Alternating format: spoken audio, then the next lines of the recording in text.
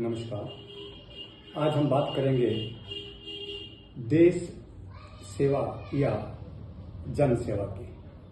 सेवा के अलग अलग मायने हैं।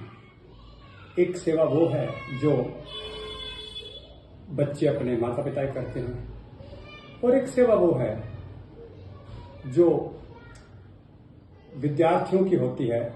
जब वो विद्यालय में काम नहीं करते तो या होमवर्क नहीं किया होता या लेट आते हैं तो अध्यापक जो सेवा करते हैं वो भी सेवा होती है।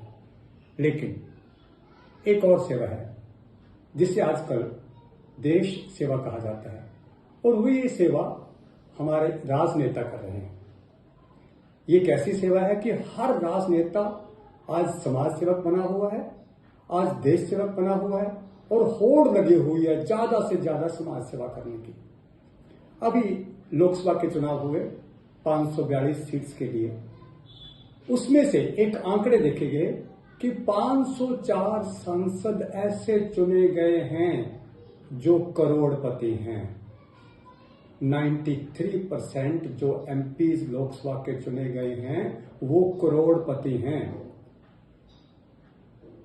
2014 में ये 82% था, 2019 में 88% और अब 93%, और हो सकता है अगले चुनाव में 99 या 100% हो जाए। इसके मायने क्या है? अर्थ बिल्कुल साफ है कि राजनीति में वही लोग आते हैं जो करोड़पति हैं। आम जनता, आम नागरिक, देश के गरीब लोग, उनका राजनीति से कोई लेन देन नहीं है। कहा जाता है कि लोकतंत्र लोगों के लिए, लोगों के द्वारा सरकार है, परंतु भारत में ऐसा नहीं है। अमीरों के लिए और अमीरों के द्वारा सरकार है।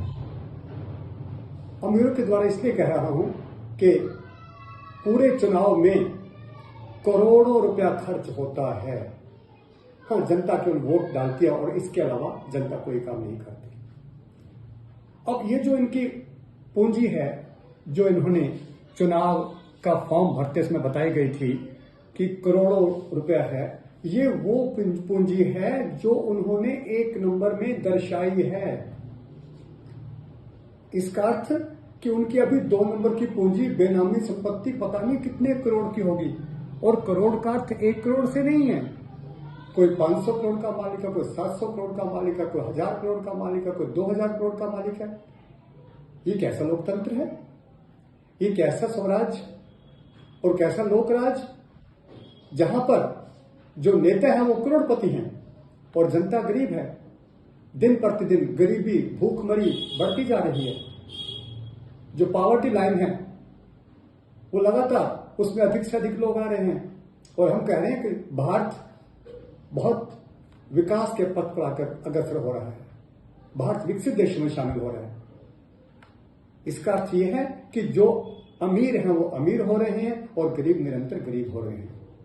और जो हमारे देश के नेता हैं, हम कह सकते हैं कि देश में भारत गरीब है, किसान गरीब है, मजदूर गरीब है, छोटा व्यापारी गरीब है, छोटा दुकानदार गरीब है, छोटा कर्मचारी गरीब है। लेकिन जो देश के नेता हैं और बड़े अभिनेता हैं वो गरीब नहीं हैं।